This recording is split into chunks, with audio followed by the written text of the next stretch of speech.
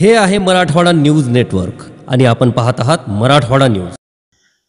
एकीकडे संपूर्ण राज्यात मराठवाडा मुक्ती संग्राम दिवस साजरा केला जात असताना दुसरीकडे मात्र नापिकी व कर्जबाजारीला कंटाळून शेतकऱ्यांना आत्महत्या केल्याची घटना नांदेड जिल्ह्याच्या किनवट तालुक्यातील परोटी तांडा येथे घडली आहे।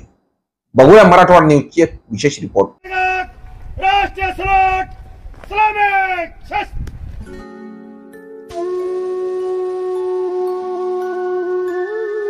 एकीकडे संपूर्ण महाराष्ट्रात मराठवाडा मुक्ती संग्राम दिन साजरा केला जातोय, तर दुसरीकडे नापिकी व कर्जबाजारीपणाला कंटाळून शेतकऱ्यांना आत्महत्या केल्याची घटना नांदेड जिल्ह्याच्या किनवट तालुक्यातील परोटी तांडा येथे घडली आहे। 1 सप्टेंबर ते 2 सप्टेंबरच्या दरम्यान किनवट तालुक्यात अतिवृष्टी ढगफुटी सदृश्य पाऊस झाला।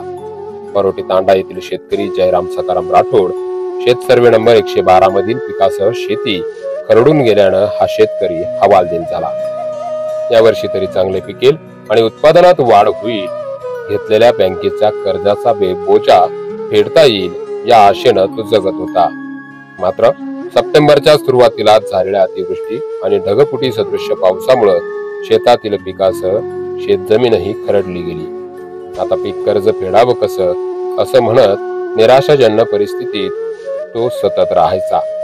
घरच्यांनी त्यांना अनेक वेळा सांगितलं, आपण कुठेही काम करू आणि कर्ज फेडू, पण शेवटी मराठवाडा मुक्ती संग्राम दिनाच्या 78व्या वर्षगाठीच्या सकाळलाच 17 सप्टेंबरला 5च्या दरम्यान आपल्या राहत्या घरी त्यांनी विष प्राशन केलं आणि आपली जीवन यात्रा संपवली।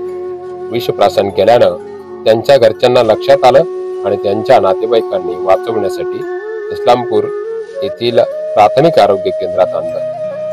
डॉक्टरांनी त्यांना तपासलं आणि मृत घोषित केलं। वैद्यकीय अधिकारी SM खुपसे यांनी जयराम सकाराम राठोड मृतदेहाची उत्तरीय तपासणी आणि शवविच्छेदन करून हा मृतदेह नातेवाईकांच्या ताब्यात दिला। याबद्दलची माहिती वैद्यकीय अधिकारी खुपसे यांनी दिली आहे।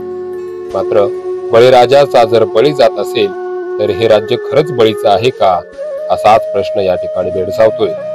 Rashid Fazlani, Marathwada news, bureau report, Kinwat, Nanded.